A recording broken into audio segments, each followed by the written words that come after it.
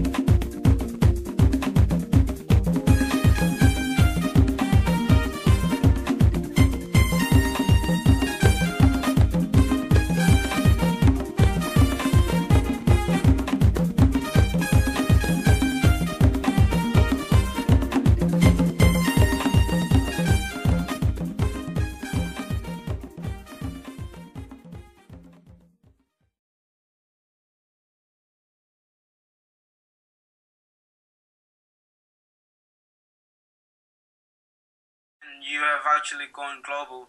And I was wondering, what keeps you dedicated to your work, and what has helped you to actually have such growth?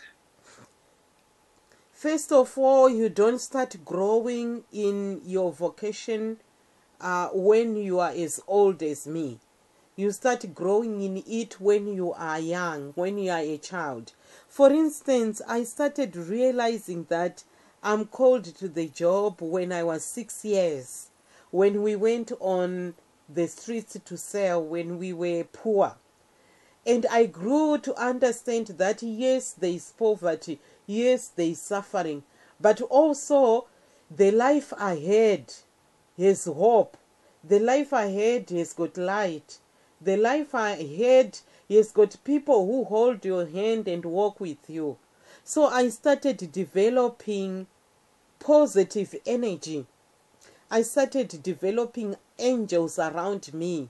I started developing good dreams. So I can say my work has grown from since I was 6 years up to 40 years. I've seen every day spiritual angels, everything talking in my heart to say there is good coming, not only for you, for someone. There are times that I found myself with no money to give to a girl, but all of a sudden someone goes to our PayPal and I see 200 pounds. As long as I commit those material resources to those who need them, spiritually I'm always awarded. So I've received so many things spiritually. Many people don't value those things. So that's how far my work has made me bigger than problems. Challenges have been there. You get called names. People don't trust you.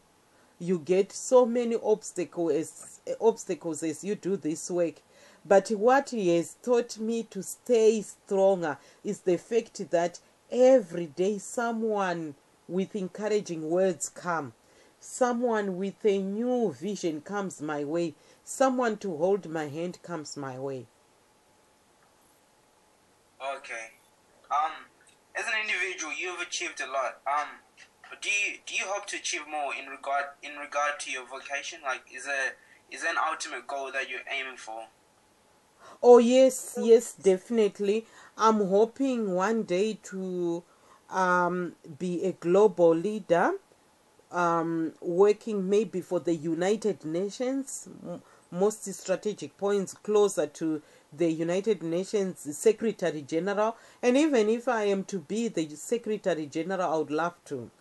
Right now, I have made a big strides towards that position.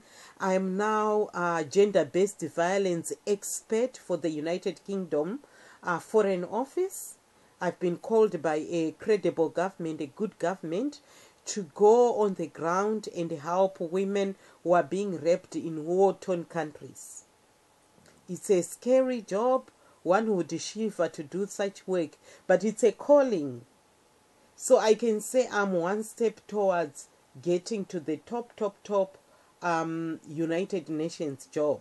I know if I get there, I'll be able to influence leaders. I'll be able to support my charity that I started. I will also able to influence many other people to do good in order for the situation of girls, which is so appalling at the moment, to change. Well, obviously your work is very important to you. If you've actually had to be the leader for that long, and I was wondering, like, is there anything that ever made you feel like quitting, like, and how did you go through it? Yes, sometimes you feel like, oh well, why can't I let it go? But I think what has happened with me right from age 6 is that this is something stuck in my heart. If it goes, my life also goes. It's almost like my breath. It's almost like my heartbeat. When I'm not doing the work, I feel my heartbeat gone. So I feel my life gone. So I have developed it into part of who I am. Separating it from me is so difficult. So there are times where, especially in Zimbabwe, where I've I actually left the country because of the political situations and all these accusations and everything. But I did not leave the vision. I put it in my handbag, left the country, and I'm still doing it from another safe area.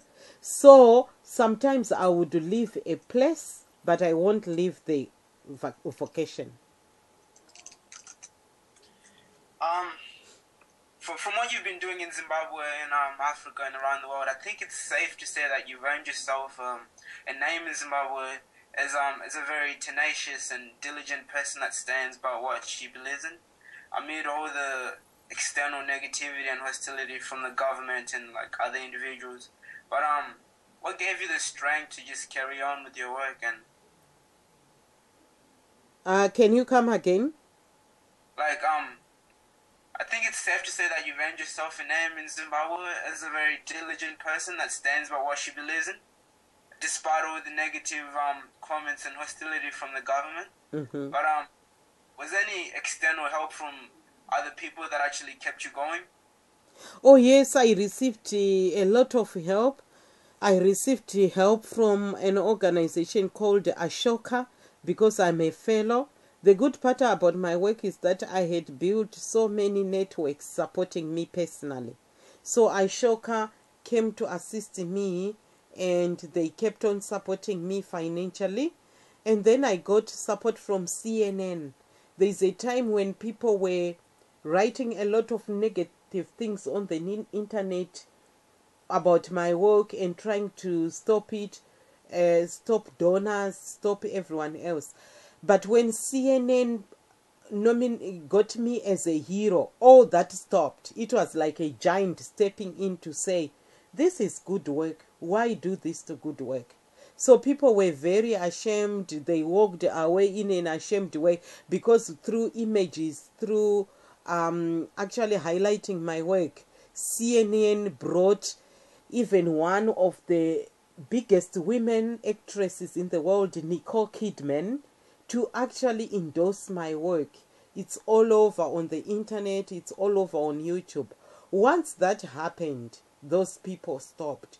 So yes, I've been in situations where people hold my hand. People know how difficult it is to do this work. And so they've come actually to help in a very, very powerful way.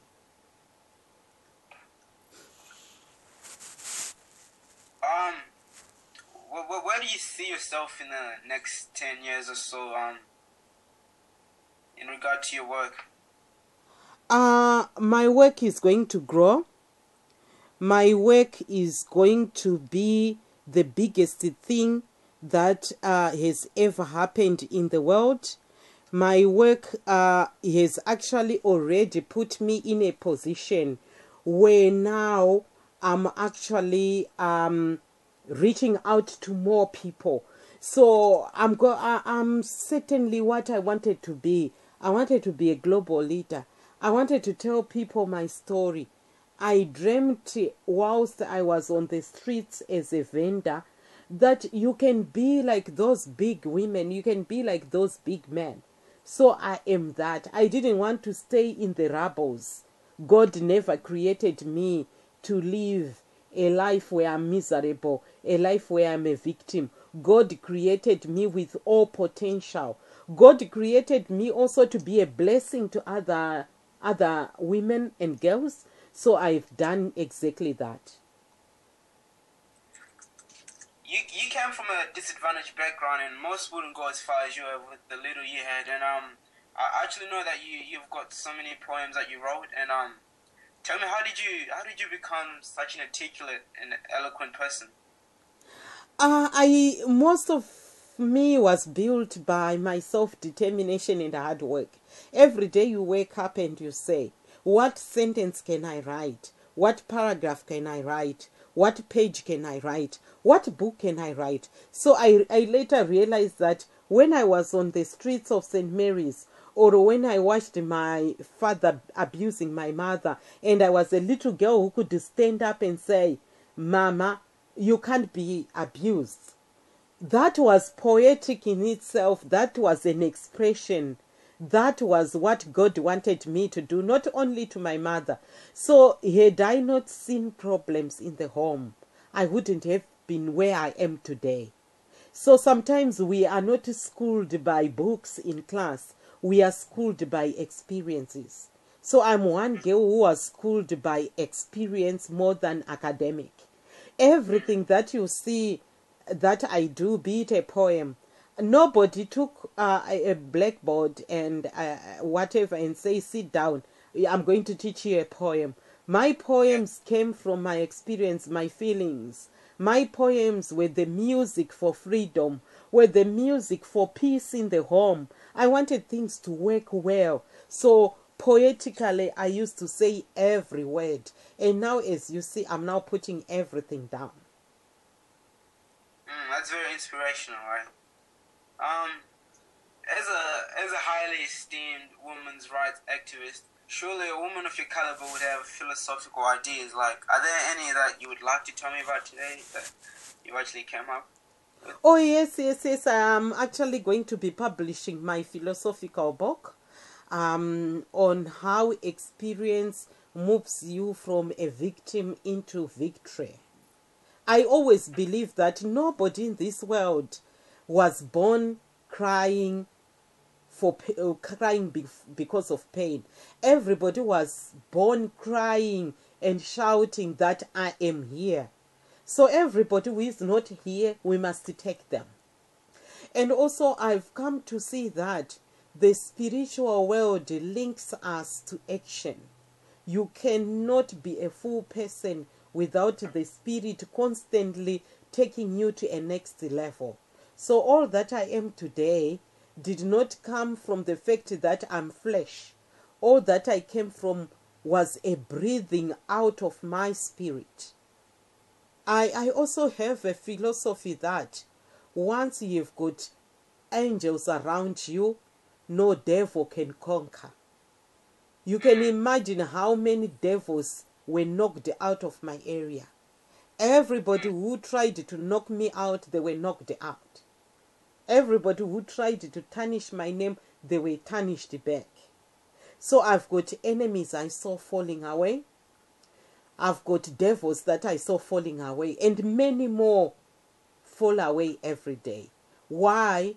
Because this work is important. It must be done.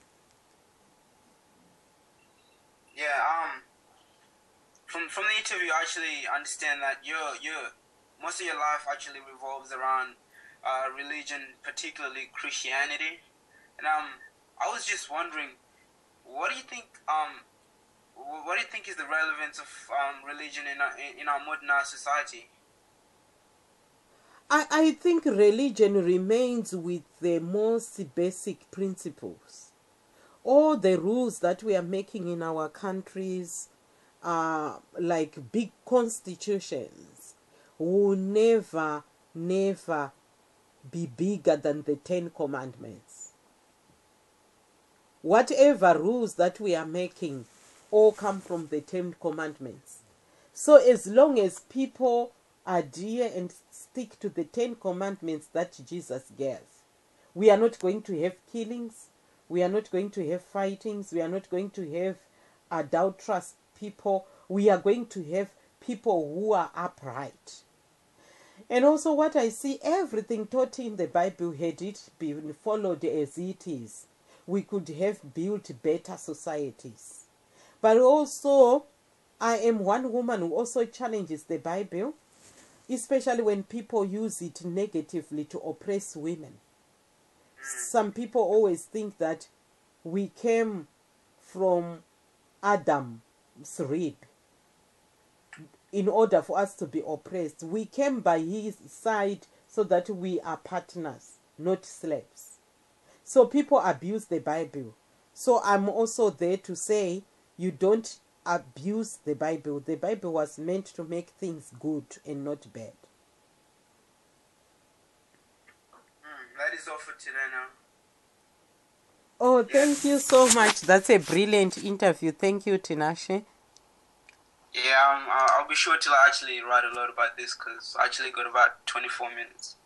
recording. Thank you. It is my pleasure to just respond to some of the questions that came from Tabitha Mutenga, who is a journalist with the Financial Gazette in Zimbabwe. She actually wrote to me to say, Betty, I need your views and comments on the seriousness of the 16 days of activism against gender violence in Zimbabwe. What benefits are there? Is it just a mere campaign as women continue being bashed every day, as protection orders issued by civil courts increase every day? What should be done so that the message is heard? I think here Tabitha has got some very pertinent issues. She has got some very serious concerns about how practical a campaign can be in actually stopping the violence in the home. I think to a greater extent, I just want to agree with you, Tabitha. I will explain why I totally agree with you and why you are raising a very important question. And at the same time, I will just try and give credit to the 16 days of activism in as far as I